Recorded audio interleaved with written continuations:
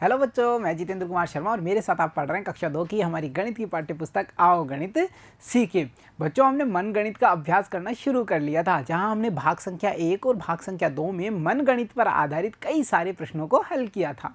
आज की कक्षा में हम और प्रश्नों को देखेंगे, उन्हें हल करने की कोशिश करेंगे। तो चलो शुरू करते हैं आज की हमारी कक्षा, जिसमें हम सबसे पहले पता करने वाले हैं रिक्त स्थान में उचित नंबर। यानी हमें कुछ रिक्त स्थान दिखाए गए हैं, वहाँ पर हम ये पता करेंगे कि कौन सा नंबर या कौन सी संख्याएं आएंगी या फिर कौन सा चिन्ह हमें यूज़ करना है और इन रिक्त स्थानों की पूर्ति करनी है, जैसा कि हम इस टेबल में देख पा रहे हैं। बच्चों, यहाँ देखिए, ये वाली खाली जगह हमें दी गई है, फिर दिया गया है जोड़ का चिन्ह और फिर लिखा गया है संख्या 8 को, जिनका टोटल कितना होना चाहिए, 19 होना चाहिए। तो आप समझ पा रहे हैं ना, हमें ऐसी संख्या ढूंढनी होगी जिसमें 8 जोड़े जाएं तो टोटल कितना हो जाता है, टोटल हो जाता है हमारा 19। तो देखो बच्चों, कितना मज़ेदार तरीके से हम इसे कर सकते हैं ना, जैसा हमने अभ्यास करते समय अध्याय के दौरान इसे समझा था।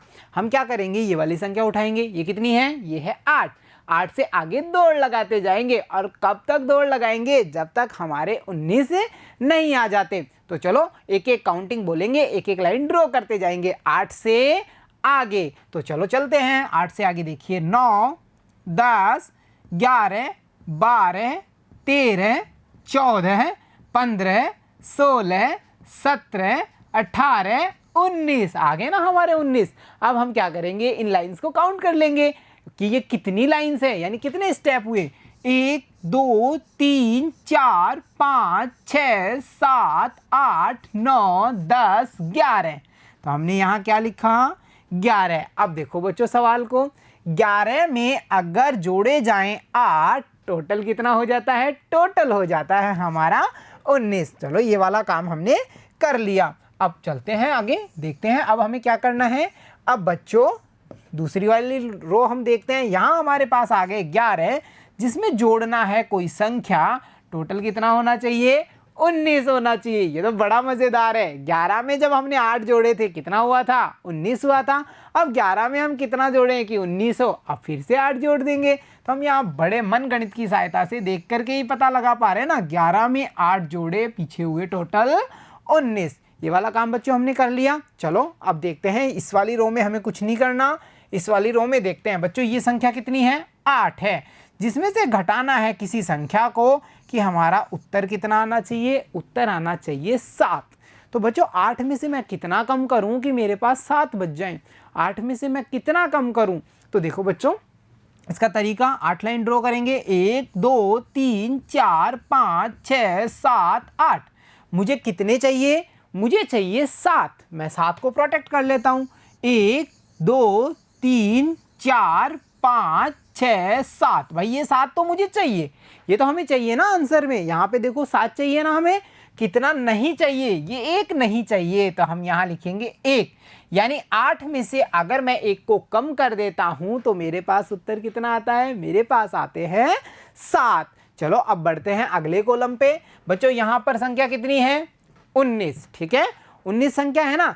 अब आप मुझे ये बताइए कि मैं 19 में कितने जोड़ूं कि 12 आ जाए। ऐसा हो सकता है क्या, नहीं हो सकता ना, 19 तो पहले ही ज़्यादा है, मुझे तो कम करने होंगे तभी मेरे पास 12 आएंगे। तो मैं कह सकता हूँ 19 में से मुझे कम करने हैं। पता लग गया ना हमें चिन्ह का कि यहाँ जोड़ का चिन्ह लगाना है या फिर घटाव का लगाना है। अब 19 में से मैं कितने कम करूं कि मेरे पास उत्तर कितना आए, 12 आए। हम इस वाले तरीके से कर सकते हैं। चलो देखते हैं इस वाले तरीके से भी होता है कि। देखो बच्चों टोटल लाइंस होंगी 19, जिसमें से हमें प्रोटेक्ट करनी होंगी 12 लाइंस। चलो देख लो, 1, 2, 3, 4, 5, 6, 7, 8, 9, 10, 11, 12, 13, 14, 15, 16, 17, 18, 19। 19 लाइंस हो गई। इसमें से हमें आंसर कितना चाहिए, हमें चाहिए 12 आंसर। तो 12 को प्रोटेक्ट कर लेते हैं, 12 को हम बंद कर लेते हैं। 1, 2, 3, 4, 5, 6, 7, 8, 9, 10, 11, 12। ये वाले तो भाई हमें चाहिए, और जो बची हुई लाइंस हैं वो हमें नहीं चाहिए, यानी उन्हें हम घटा देंगे। कितनी लाइंस को, 1, 2, 3, 4, 5, 6, 7 लाइंस को। तो मैं यहाँ लिख सकता हूँ 19 में से मैं अगर 7 को कम कर दूंगा, 7 को घटा दूंगा, तो मेरे पास उत्तर कितना आएगा? उत्तर आ जाएगा 12। ठीक है बच्चों, ये वाले कॉलम्स हमने पूरे कर लिए। अब हम चलते हैं इस वाले कॉलम पे। ठीक है बच्चों, यहाँ संख्या है 19 है, जिसमें हमें अगली संख्या दी गई है 7। दोनों के बीच में हमें ये पता नहीं यहाँ जोड़ करना है कि घटाव करना है, परंतु उत्तर पता है कि कितना आना चाहिए?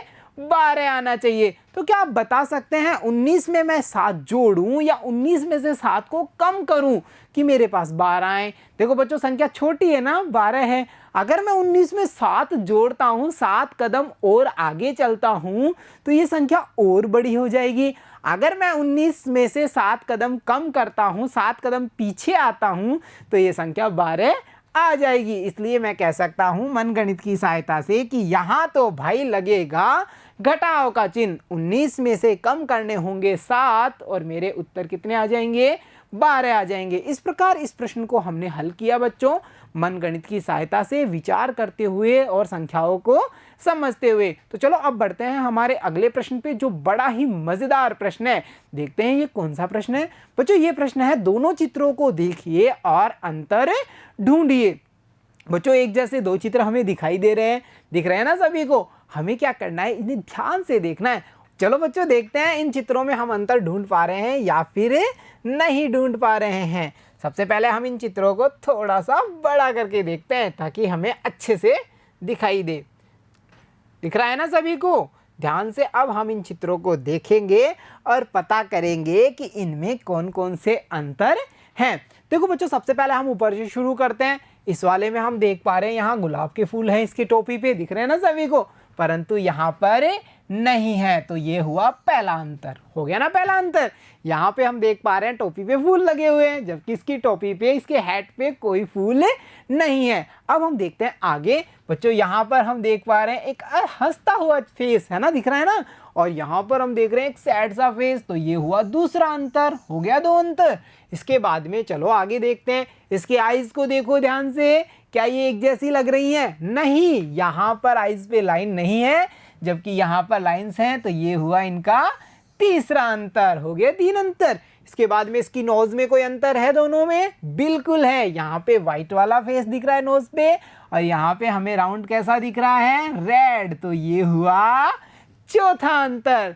अब पांचवा अंतर आप ढूंढिए मेरे से पहले, जल्दी से कोशिश कीजिए। इसके लिप्स में कोई अंतर है? नहीं, वो एक जैसे हैं। इसके बाद में हम चलते हैं इसकी शर्ट पे। शर्ट का कलर एक जैसा है बच्चों, पर जो इसके ये बटन हैं शर्ट्स के, उन्हें हम देखें तो यहाँ है ब्लैक और यहाँ है वाइट। तो ये हुआ पांचवा अंतर। हो गया ना पांचवा अंतर। इसके बाद में और आगे देखिए, अरे इसकी पॉकेट को देखो, इसकी पॉकेट यहाँ पर कलरफुल है, जबकि यहाँ पर कैसी है? वाइट कलर की। तो ये हो गया छठा अंतर। है ना डिफरेंस दोनों में? इसके बाद में हम आगे चलें, इसकी ये वाला हाथ देखें तो ये हमें एक जैसा लग रहा है, परंतु यहाँ पे देखिए बच्चों ये बटन है, जबकि यहाँ पर कोई बटन नहीं है, और ये हुआ 7 यानी 7वां अंतर। इसके बाद में आगे बढ़ो आगे बढ़ो, अरे इसका बेल्ट भी देख पा रहे हैं हम, यहाँ भी हमें अंतर लग रहा है ना? तो ये हुआ 8वां अंतर। हो गए 8 अंतर। इसके बाद में इसकी जो पैंट हम देखते हैं वो सेम लग रही है, परंतु यहाँ नीचे से हम देख पा रहे हैं पैंट में अंतर है। तो ये 9वां अंतर, 9वां डिफरेंस हो गया। और इसके बाद में हम देख पा रहे हैं इस चित्र में इसके शूज़ पर लेस दिख रहे हैं, जबकि इस वाले चित्र में शूज़ पर कोई भी लेस नहीं है। तो ये चित्र में हमने कितने अंतर ढूंढ लिए? 10 अंतर ढूंढ लिए। आप भी अपनी जो पाठ्य पुस्तक है उसमें ये चित्र को देख पा रहे हैं, और वहाँ पर आप भी पता करेंगे कि कौन कौन से अंतर आप बिना मेरी सहायता से ढूंढ पा रहे हैं। तो देखा प्यारे बच्चों, आपने मन गणित के आधार पर हमने कितने सारे गणित की अभ्यास माला के प्रश्नों को हल किया है। तो प्यारे बच्चों, आज की कक्षा में इतना ही। मिलता हूँ आपसे अगली कक्षा में, तब तक के लिए धन्यवाद बच्चों।